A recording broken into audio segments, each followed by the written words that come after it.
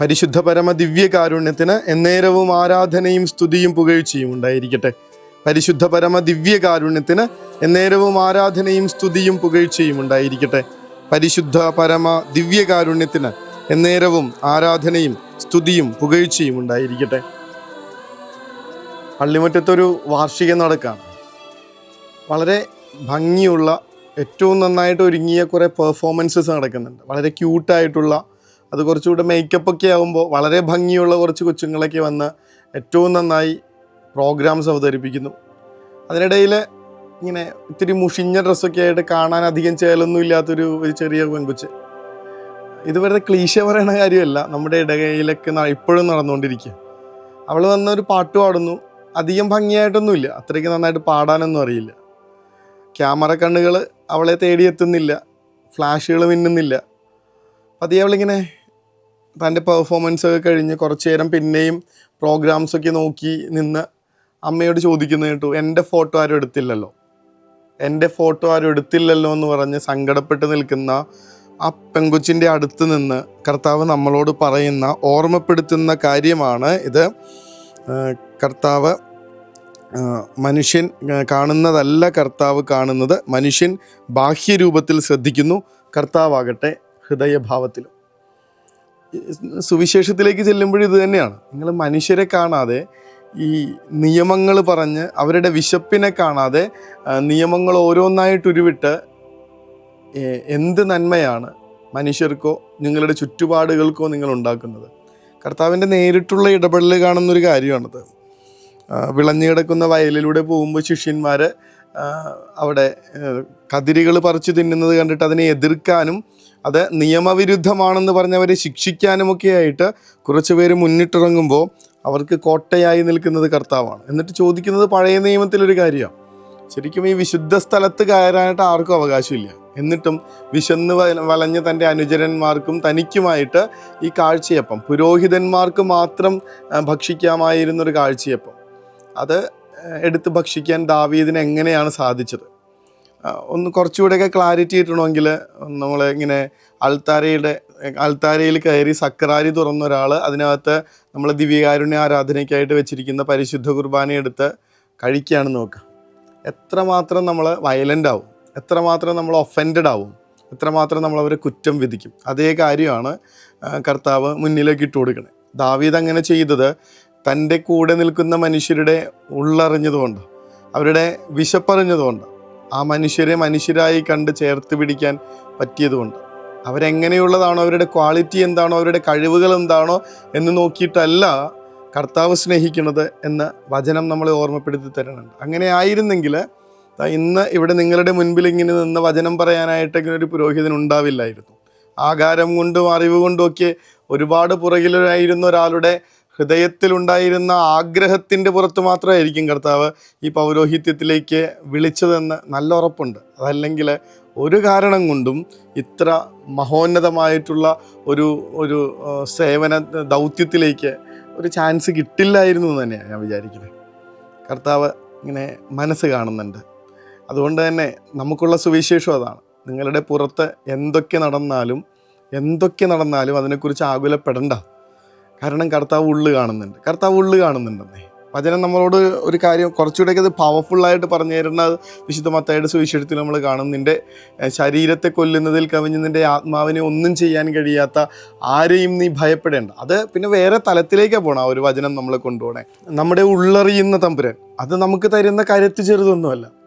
പുറത്തുള്ള കാര്യങ്ങൾ വെച്ച് എന്നെ വിധിക്കുകയും എന്നെ കുറ്റപ്പെടുത്തുകയും എന്നെ മാറ്റി നിർത്തുകയും ചെയ്യുന്ന മനുഷ്യരുടെ ഇടയിൽ എൻ്റെ മനസ്സെന്താണെന്ന് വ്യക്തമായിട്ടറിയുന്ന ദൈവം എൻ്റെ കൂടെ നിൽക്കുമ്പോൾ എനിക്ക് കിട്ടുന്നൊരു കരുത്തുണ്ട്. ഞാൻ വേറെ ആരുടെ അടുത്താണ് കണക്ക് ബോധിപ്പിക്കണ്ടേ? ഞാൻ വേറെ ആരുടെ അടുത്താണ് ഇങ്ങനെ എൻ്റെ ജീവിതത്തിൻ്റെ കണക്കുകൾ ബോധിപ്പിച്ച് മുന്നോട്ട് പോകണ്ടേ? ആ കർത്താവിൻ്റെ അടുത്ത് മാത്രമാണ്. വേറെ ആരെയും ബോധിപ്പിക്കേണ്ടതില്ല എന്ന് തീരുമാനിച്ചുറപ്പിക്കുമ്പോഴേക്കും പിന്നീട് അപ്പൂപ്പൻ താടി കണക്കിയ ജീവിതത്തിന് വല്ലാത്ത ഒരു ഭാരക്കുറവ് നമുക്ക് അനുഭവപ്പെടും. അങ്ങനെ ഫ്ലോട്ടിംഗ് ആയിട്ടുള്ള ഒരു ലൈഫ് ജീവിക്കാനായിട്ട് പറ്റും. ആ കർത്താവ്, എൻ്റെ ഉള്ളറിയുന്ന കർത്താവ്, എന്നോട് ചേർന്ന് നിൽക്കുന്ന കർത്താവ്, എന്നെ മനസ്സിലാക്കുന്ന കർത്താവ്, എന്നെ ചേർത്ത് പിടിച്ച് ബലപ്പെടുത്തുകയും ആശ്വസിപ്പിക്കുകയും ചെയ്യുന്ന കർത്താവ്, അത് കർത്താവ് ഇന്നത്തെ സുവിശേഷത്തിൽ നമുക്ക് തരുന്ന വലിയൊരു ഓർമ്മപ്പെടുത്തലാണ്. അങ്ങനെ എന്നെ അറിയുന്ന കർത്താവിനെ കുറിച്ചുള്ള ചിന്തയിൽ നിന്ന് വേണം ഇനി എൻ്റെ ജീവിതത്തിൽ ഞാൻ എങ്ങനെ മുന്നോട്ട് പോകണമെന്ന് ഒന്ന് ആലോചിച്ചെടുക്കാനായിട്ട്. എൻ്റെ മുൻപിൽ നിൽക്കുന്നവരെ കുറച്ചുകൂടെയൊക്കെ വിശാലമായ മനസ്സോടുകൂടെ കാണാനായിട്ട് വചനം നമ്മളെ വളരെ വളരെ ശക്തമായിട്ട് ഓർമ്മപ്പെടുത്തുന്നുണ്ട്. സോളമൻ രാജാവാണ് കർത്താവിനോട് ആവശ്യപ്പെടുന്നത്, എനിക്ക് കടൽ തീരം കണക്കെ വിശാലമായിട്ടുള്ള ഒരു ഹൃദയം വേണം, എനിക്ക് കടൽ തീരം കണക്കെ വിശാലമായിട്ടുള്ള ഒരു ഹൃദയം വേണം. ക്രിസ്തുവിൻ്റേതുപോലുള്ള ഏതൊരു മനുഷ്യനെയും അവൻ്റെ കുറവുകളോടുകൂടെ സ്വീകരിക്കാനും സ്നേഹിക്കാനും അവൻ്റെ ഉള്ളെന്താണെന്നറിഞ്ഞ് അവനോട് ചേർന്ന് നിൽക്കാനും അവനെ ചേർത്ത് പിടിക്കാനുമുള്ള ഒരു ഹൃദയം. ഒരു കാരണം കൊണ്ടും മനുഷ്യരെ തള്ളിക്കളയാതിരിക്കാനായിട്ടുള്ള, മുറിപ്പെടുത്താതിരിക്കാനായിട്ടുള്ള സ്നേഹം നിറഞ്ഞ സ്നേഹം കൊണ്ട് ഇങ്ങനെ വലിപ്പം വെച്ച ഒരു ഹൃദയവും മനോഭാവവും. പള്ളിയിലെ കാറ്റഗിസത്തിൻ്റെ പേരിൽ കൊച്ചുങ്ങളൊക്കെ പിടിച്ച് നന്നായിട്ട് പിണങ്ങുന്ന ഒരച്ഛൻ അതിനുശേഷം അവരെ വിളിച്ച് മിഠായി കൊടുക്കണത് കണ്ടിട്ടുണ്ട്. പിണങ്ങുന്ന കൊച്ചുങ്ങളെയൊക്കെ പിടിച്ച് മിഠായി കൊടുക്കും. അച്ഛനെ ചില കാര്യങ്ങൾ പറഞ്ഞല്ലോ, ഞങ്ങൾ സെമിനാറിലൊക്കെ പഠിക്കുമ്പോൾ ഒരച്ഛനെ ഓർമ്മപ്പെടുത്തിയിട്ടുള്ള കാര്യമുണ്ട്, നിങ്ങൾ നിയമങ്ങളുടെ വാളെടുത്ത് വീശുമ്പോൾ മനുഷ്യരുടെ ഹൃദയം മുറിപ്പെടാതിരിക്കാനായിട്ട് പ്രത്യേകം ശ്രദ്ധിക്കണം എന്നൊക്കെ പറഞ്ഞിട്ട്. ഇത് ഇന്ന് അങ്ങനെ തന്നെ കർത്താവ് ഓർമ്മപ്പെടുത്തുന്ന കാര്യമാണ്. ശരിയാണ്, ചില കാര്യങ്ങൾ സ്ട്രിക്റ്റായിട്ടും ബാലൻസ്ഡ് ആയിട്ടൊക്കെ നമുക്ക് മുൻപോട്ട് കൊണ്ടുപോയേ പറ്റുള്ളൂ. പക്ഷേ അതിനകത്ത് ഒരാളുടെ ഹൃദയം മുറിയുന്നില്ലെന്ന്, അവരുടെ തല കുനിയുന്നില്ലെന്ന്, അവർ അപമാനിക്കപ്പെടുന്നില്ലെന്ന് ഉറപ്പ് വരുത്തേണ്ട കാര്യമുണ്ടെന്ന് വചനം പറയും. നിയമത്തേക്കാൾ മനുഷ്യൻ വലുതാണെന്ന് തന്നെയാണ് വചനം നമ്മളെ ഓർമ്മപ്പെടുത്തിക്കൊണ്ടിരിക്കുന്നത്. ചില നിയമങ്ങളുടെ പേരിൽ മനുഷ്യനെ കൊല്ലാനും മാത്രമുള്ള ആത്മീയതയുടെ പോലും ഓർമ്മപ്പെടുത്തലുകൾ നിറയുന്ന ഈ ലോകത്ത് നമുക്ക് കരുണയുടെ സ്നേഹം കൊണ്ട് വിശാലമായ ഹൃദയത്തിൻ്റെ ഉടമകളായേ പറ്റുള്ളൂ. കർത്താവെ, ഞങ്ങളെ അതിന് അങ്ങയുടെ മനോഭാവം തന്ന് അനുഗ്രഹിക്കണമേ എന്ന്, ക്രിസ്തുവിൻ്റേത് കണക്കെ വിശാലമായിട്ടുള്ള വലിയ ഹൃദയം തന്ന്, കടൽ തീരം കണക്കെ വിശാലമായിട്ടുള്ള ഹൃദയം തന്ന് അനുഗ്രഹിക്കണമേ എന്ന് ആത്മാർത്ഥമായി പ്രാർത്ഥിക്കാം. നമ്മുടെ ചുറ്റുമുള്ള ഒരാളും ഇങ്ങനെ തലകുനിച്ചും മുറിവേറ്റും ജീവിക്കുന്നില്ലെന്ന് ഉറപ്പ് വരുത്തുന്നിടത്താണ് നമ്മൾ ശരിക്കും ക്രിസ്തുവിൻ്റെ ശിഷ്യരായിട്ട് മാറുന്നത്. അത് നമ്മുടെ പ്രിയപ്പെട്ടവർ പോലും മുറിപ്പെടുന്ന ഇടങ്ങളായി നമ്മുടെ കുടുംബങ്ങൾ മാറുമ്പോൾ നമ്മൾ എങ്ങനെയാണ് അതിനോട് ഒന്ന് നീതി പുലർത്തുക? കർത്താവിൻ്റെ ശരിക്കുമുള്ള ശിഷ്യനാണെന്നുള്ള ആ ഒരു പദവിക്ക് നമ്മൾ എങ്ങനെയാണ് നീതി പുലർത്തുക? ഉറപ്പിച്ചേ പറ്റുള്ളൂ. ഞാൻ കാരണം, എൻ്റെ വാക്കുകൾ കാരണം, എൻ്റെ നോട്ടം കൊണ്ട് പോലും ഇങ്ങനെ മനുഷ്യർ മുറിപ്പെടരുതെന്ന്, അവർ തലകുനിക്കരുതെന്ന് ഒന്ന് ഉറപ്പിച്ചേ പറ്റുള്ളൂ. അവരെ ഒന്ന് എൻ്റെ ഒരു വാക്കുകൊണ്ട്, ചില പരിഗണനകൾ കൊണ്ട് അവരിങ്ങനെ തല ഉയർത്തി നിൽക്കുന്നു, അഭിമാനിക്കുന്നു എന്നുള്ള ഉറപ്പ് നമുക്ക് ഉണ്ടാക്കിയെടുത്തേ പറ്റുള്ളൂ. അങ്ങനെ നമ്മൾ കാരണം തല ഉയർത്തി പിടിച്ചു നിൽക്കുന്ന, അഭിമാനം കൊണ്ട് സന്തോഷിക്കുന്ന കുറച്ച് മനുഷ്യർ നമ്മുടെ ചുറ്റുമുണ്ടാവട്ടെ എന്ന പ്രാർത്ഥനയോടുകൂടെ, കർത്താവെ, കടൽ തീരം കണക്കെ വിശാലമായൊരു ഹൃദയം എന്ന സ്വപ്നം അങ്ങയുടെ മുൻപിൽ വെച്ചുകൊണ്ട് അങ്ങയുടെ ആശീർവാദത്തിനായി ഞങ്ങളിതാ മുട്ടുകൾ മടങ്ങുന്നു.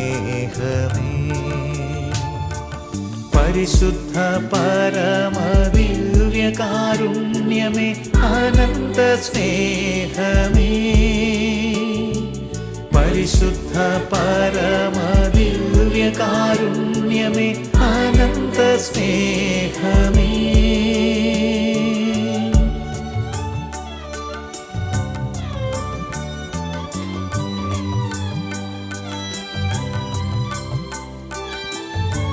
പരിശുദ്ധ പരമ ദിവ്യകാരുണ്യത്തിന് എന്നേരവും ആരാധനയും സ്തുതിയും പുകഴ്ചയും ഉണ്ടായിരിക്കട്ടെ. പരിശുദ്ധ പരമ ദിവ്യകാരുണ്യത്തിന് എന്നേരവും ആരാധനയും സ്തുതിയും പുകഴ്ചയും ഉണ്ടായിരിക്കട്ടെ. പരിശുദ്ധ പരമ ദിവ്യകാരുണ്യത്തിന് എന്നേരവും ആരാധനയും സ്തുതിയും പുകഴ്ചയും ഉണ്ടായിരിക്കട്ടെ. വീടിന്റെ അകത്തളങ്ങളിൽ അപമാനിക്കപ്പെട്ടത് കണക്ക് 90% ആളുകളും ഭൂമിയിൽ വേറൊരിടത്തും അപമാനിക്കപ്പെടുകയോ തള്ളിക്കളയപ്പെടുകയോ ചെയ്തിട്ടില്ല എന്നുള്ളതാണ് ഫാക്റ്റ്, ശരിക്കുമുള്ള സത്യം. ചിലരുടെ മുഖത്ത് നോക്കി നമ്മൾ എന്ത് ക്രൂരമായിട്ടാണ്, അതും ഏറ്റവും പ്രിയപ്പെട്ടവരായിരുന്നിട്ട് പോലും നമ്മൾ അവരെ അപമാനിച്ചു കൊണ്ടിരിക്കുന്നത്. നിന്നെ എന്തിനു കൊള്ളാം, നീക്ക് എന്താണ് ജോലി, നിങ്ങൾ എന്താണ് ഇങ്ങനെയായി പോകുന്നത് എന്നൊക്കെയുള്ള ഭർത്താവിനോടും ഭാര്യയോടും മക്കളോടും മാതാപിതാക്കളോടുമൊക്കെയുള്ള ചോദ്യം ഇന്നത്തെ സുവിശേഷത്തിൽ, ഇന്നത്തെ ഒന്നാമത്തെ വായനയിൽ ആ ഒരു വചനത്തിനെതിരാണെന്നേ കർത്താവ് ഹൃദയഭാവത്തിലാണ് ശ്രദ്ധിക്കുന്നത്, ബാഹ്യരൂപത്തിലല്ല. കർത്താവെ, ഞങ്ങളെ കടൽ തീരം കണക്കെ വിശാലമായ ഹൃദയം കൊണ്ട് ആശീർവദിക്കണമേ. ആമീൻ. കരുണതൻ കയർ പിടിച്ച് നയിച്ചിടും സ്നേഹമേ, ദിവ്യകാരുണ്യ സ്നേഹമേ, പരിശുദ്ധ സ്നേഹമേ, പരിശുദ്ധ പരമദിവ്യകാരുണ്യമേ, അനന്ത സ്നേഹമേ, പരിശുദ്ധ പരമദിവ്യകാരുണ്യമേ, അനന്ത സ്നേഹമേ.